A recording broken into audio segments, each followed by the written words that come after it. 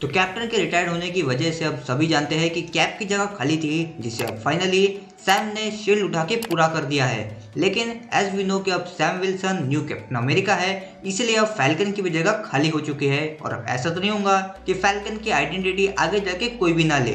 तो आज के इस वीडियो में हम बात करेंगे ऐसे एक कैरेक्टर के बारे में जिसे हमने already falcon and the winter soldier series में देखा है, जो आगे चल के एज अ न्यू फैल्कन हमें नजर आने वाला है।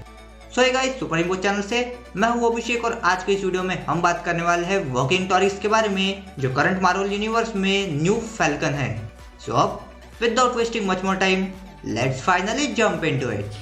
सो वॉकिंग टॉरिस का फर्स्ट अपीयरेंस हुआ था captain America Sam Wilson comic के इशू 3 में, और फिर इसके आने वाले कॉमिक के इशू 6 में हमें एक कैरेक्टर एज अ फैल्कन नजर आया था। सो टॉरिस सभी माइग्रेंट्स की तरह ही जो एक अच्छी लाइफ चाहते थे, यूएस में शिफ्ट हो जाता है उसकी माँ और ग्रैंड माँ के साथ, जब वो सिर्फ 6 साल का था। आगे चल के फिर वो अपनी एजुकेशन को कंप्लीट करता है और साइड बाय साइड वो लोगों की मदद भी करता है जो लोग बॉर्डर क्रॉस करने की कोशिश करते थे, उन्हें फूड मेडिसिन प्रोवाइड करा के। आगे फिर एक इवल ग्रुप ऑफ ऑर्गेनाइजेशन जिसका नाम सन ऑफ सर्पेंट्स था, उन्होंने टॉरिस को किडनैप कर लिया और वो लोग उन सभी को किडनैप करते थे जो लोग बॉर्डर क्रॉस करने की कोशिश करते थे, ताकि एक इवल साइंटिस्ट कार्ल मैलस उन सभी माइग्रेंट्स पर एक्सपेरिमेंट कर सके।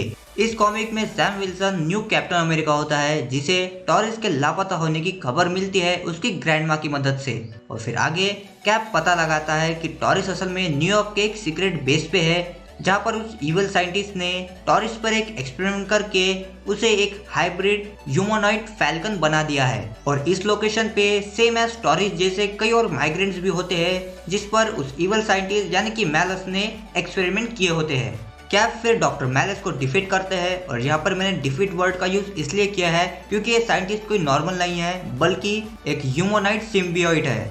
सभी माइग्रेंट्स को फिर उस बेस से रेस्क्यू कर लिया जाता है और वो सभी लोग एक एक करके नॉर्मल भी हो जाते हैं। और यहाँ पर एक फन फैक्ट मैं आपको बता दूं कि इस कॉमिक में हमारा कैप्टन अमेरिका यानी कि सैम विल्सन वेयरवुल्फ में भी कन्वर्ट हो जाता है उसी सिर्फ एक्सपेरिमेंट की वजह से। खैर, अब जैसा कि मैंने कहा कि सभी के सभी माइग्रेंट्स यहाँ पर नॉर्मल हो जाते हैं, लेकिन यहाँ पर टॉरिस नॉर्मल नहीं हो पाता, क्योंकि जिस डीएनए सैंपल की वजह से टॉरिस को ह्यूमनॉइड फैल्कन बनाया गया है, वो डीएनए असल में रेड विंग का होता है। और रेड विंग कौन है? तो ये असल में एक रियल लाइफ का फैल्कन बर्ड है जो टेलीपैथिकली लिंक है सैम के साथ। और अब क्योंकि रेड विंग भी कॉमिक में कोई नॉर्मल बर्ड नहीं है, क्योंकि एक वैम्पायर के काटने की वजह से उसके पास अब कई सारे वैम्पायरिक एबिलिटीज है, और इसी डीएनए की मदद से टॉरिस को भी बनाया गया है, या यूँ कहो कि टॉरिस पर भी एक्सपेरिमेंट किए गए हैं, इसीलिए टॉरिस नॉर्मल नहीं हो पाता। और अब जैसे मैंने कहा था कि यहाँ पर रेड विंग टेलीपैथिकली लिंक है सैम के साथ, तो अब इसी वजह से अब टॉरिस भी एक रिलेशनशिप शेयर करता है Red Wing as well as Falcon के साथ भी, या यूँ कहो कि न्यू कैप्टन अमेरिका के साथ भी।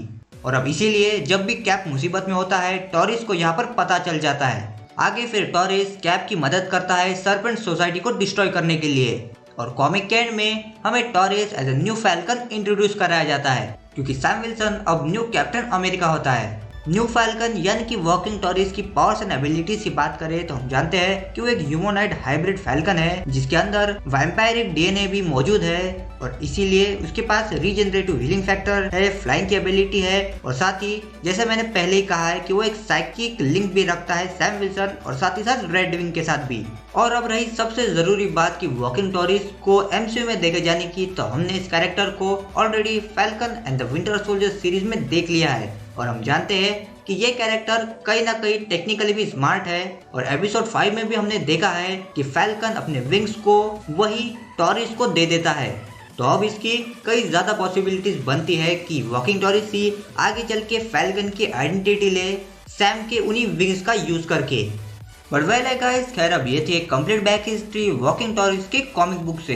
सो अब आपको मेरा आज का ये वीडियो देख के कैसा लगा है मुझे कमेंट करके जरूर से बताएं, और साथ ही कमेंट करके ये भी बताएं कि आप कौन से और न्यू कैरेक्टर्स की भी ओरिजिन स्टोरी देखने में इंटरेस्ट रखते हैं। साथ ही अगर आप इस चैनल पे न्यू हो तो यारो अब तक क्या कर रहे हो, जाके चैनल को सब्सक्राइब करो और साथ में आने वाले बेल आइकन को भी याद से प्रेस कर देना। एंड टिल देन आप यहाँ पर डिस्प्लेड कुछ इंटरेस्टिंग वीडियोस को वॉच कर सकते हैं।